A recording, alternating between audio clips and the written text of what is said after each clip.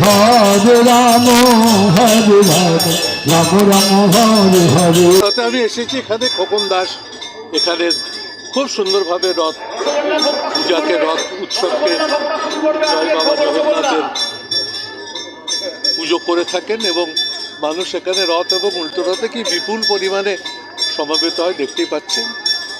আমি আজকে এখানে বললাম দীঘাতেও আমাদের মমতা ব্যানার্জি অত্যন্ত সুন্দরভাবে পুরীর মন্দির নির্মাণ করছেন।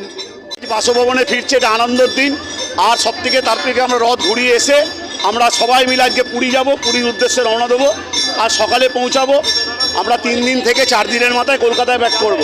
এইরকম ঠাকুরের গায়ে কামনা করি, জগন্নাথ মহাপ্রভুর গায়ে কামনা করি আমাদের যাতে এইভাবে তাকায়, আমরা এইভাবে যাতে উৎসব সারা বছর করতে পারি। প্রত্যেক বছর জগন্নাথ মহাপ্রভু আমাদের দেখতে দেখতে কেটে যাবে। প্রভুর যদি মাথায় হাত থাকে দেখতে দেখতে সময় কেটে যাবে। ও সব জানে জগন্নাথ। প্রতি বছরের মতন প্রভুকে ডাকি যাতে প্রভু আমাদের আশীর্বাদ করো, আমরা যেন তোমার আশীর্বাদ নিয়ে এই সুন্দর প্রোগ্রাম আমাদের হয়। আর কিছু না, এই 10টা দিন এরিয়ার মানুষ এখানে শ্রীচিত্র হবে। এইটা একটা ছোটোখাটো পুরী ভাবে লোকে। প্রতিদিন ধরতে সন্ধেবেলায় ভোগ, আরতি, গান, ঠাকুরের লীলা কীর্তন, দুপুরবেলা মধ্যাহ্ন ভোজন। এর থেকে আর কি প্রভু আর কি দেবে।